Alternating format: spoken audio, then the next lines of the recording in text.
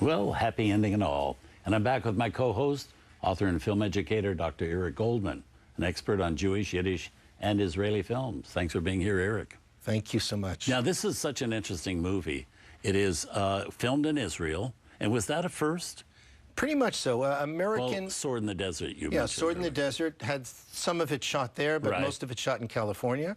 But it's the first time that an American crew comes to Israel and shoots. And of course, it's the first time that Kirk Douglas does this. He will come back 13 years later to make a film called Cast a Giant Shadow. Mm-hmm. And that great supporting cast. A great supporting cast. And probably most interesting is Oscar Karlweis, who plays the part of Willy. Kirk Douglas apparently had befriended this actor. He was quite well known in Israel. He had been a very popular opera singer in Germany and Austria before the war. And in fact, in the course of filming, there was even a concert that was arranged by Stanley Kramer where Karlweis performs. And masses came. He was known throughout Israel. Of course, by whom?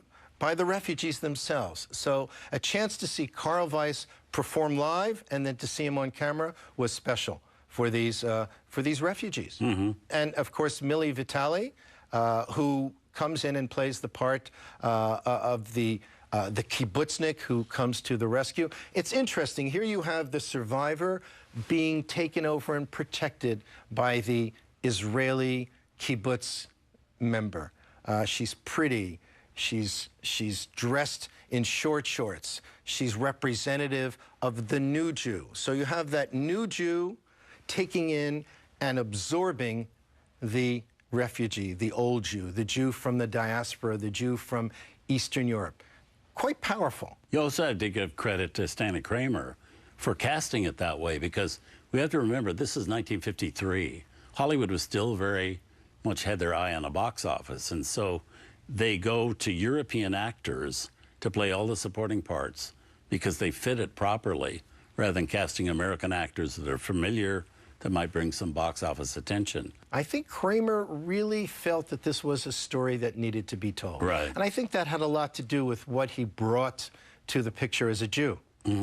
He was representative of a new type of Jewish filmmaker, one who felt very Jewish and said, wait a minute, you know, I'm not ashamed for people to say, you know, he's a Jewish filmmaker telling a Jewish story. I tell other stories, he would say, but one of those stories needs to be a Jewish story, and it's about the Shoah. It's about the Holocaust.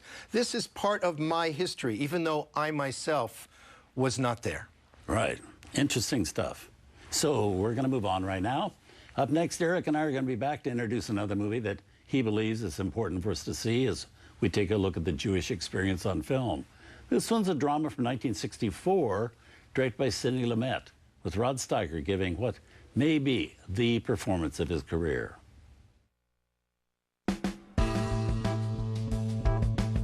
Tonight on Turner Classic Movies, Rod Steiger tries to cope with his changing neighborhood as the pawnbroker.